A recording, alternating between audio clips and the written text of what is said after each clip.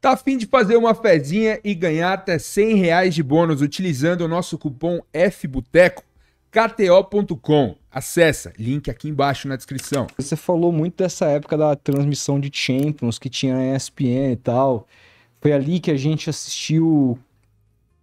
Cara, foi aí que a gente se apaixonou por futebol Aprendi a europeu gostar da Champions na aprendeu a gostar ESPN. da Champions ali. Sim. Como é que foi, na época, dentro da ESPN, quando a Champions mudou de casa? Como é que isso caiu lá dentro, nos bastidores da ESPN, quando uma coisa que pouquíssima gente imaginava, eu lembro até hoje da repercussão que teve quando houve aquela última transmissão de Champions League, com, se eu não me engano, foi o Paulo Andrade dizendo que Sim, um até logo, né? um até logo, que já ia voltar, não só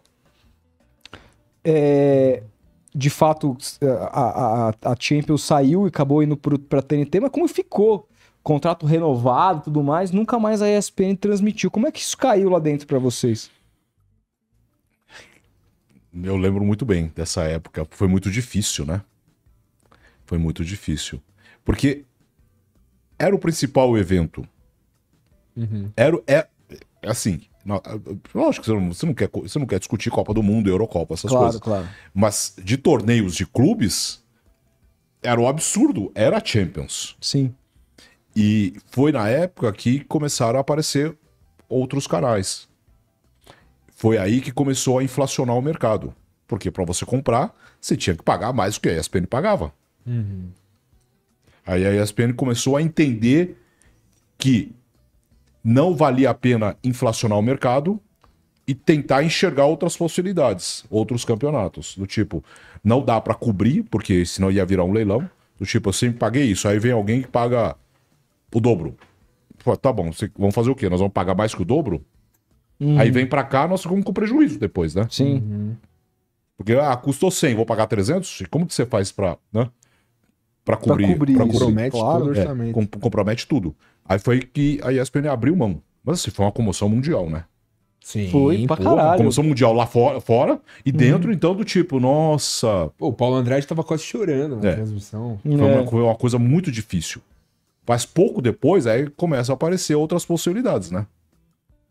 Aí você vai começar a entender que o mundo existe. Uhum. Mas foi uma época muito difícil, porque não estamos falando da ESPN atual, que tem tudo. Tem tudo. Não era assim. Não. Tipo, perdemos nosso principal E evento. outro, depois da perda da Champions, há aquele momento de DAZN no Brasil, Sim. que a DAZN Que era o leva... esporte interativo também. que ela leva o campeonato francês, o campeonato italiano. Sim. A ESPN praticamente ficou com o campeonato inglês. Dividindo um pouco a DAZN também, né? Dividindo, inclusive, fazendo ali uma... A DAZN acho que tinha direito a um jogo, alguma coisa. 2 jogos, acho que era o segundo e o quarto jogo mais importante isso. da rodada, era uma coisa assim. Sim. Primeiro era da E ESPN. aí, beleza. Hoje, depois a ESPN hoje recuperou todos os campeonatos europeus, com exceção, acho que do alemão? Do alemão. Com exceção do alemão. Do alemão. Com exceção do alemão. Tem todos lá. Mas essa época foi uma época difícil, né? Muito difícil, porque como que você ia preencher aquelas semanas à tarde com bola rolando na concorrência? Uhum. Foi aí que surgiu a história do futebol no mundo com os embaixadores. Do tipo, tá bom, não tem como brigar, mas nós não vamos deixar de falar, porque jornalisticamente a Champions é um assunto. Sim. Mas como que nós vamos falar? Foi aí que apareceu a departamento comercial, não sei o quê, e Nossa futura patrocinadora aí. Uhum. com a querida Vanessa Brandão, que hoje continua na empresa, mas é diretora da Amstel. Então eu preciso tomar Amstel. Não, mas a Heineken é parceira. Aí começamos a criar essa possibilidade de... Nós vamos falar de Champions. Nós precisamos continuar falando de Champions. O futebol no mundo, editorialmente, precisa falar de Champions. Sim. Mas não vai falar na hora do jogo. Nós vamos entrar um pouco antes. Eles faziam depois ou não? A gente fazia depois, de gravava um negócio depois para entrar no Sport Center. E tinha coisa no YouTube também. Então eu fazia o pós-jogo, eu fazia com os boleiros, com o Fábio, com o Amoroso. Né? E o pré também com eles. Mas aí já era dentro do programa. Dentro do programa a gente falava.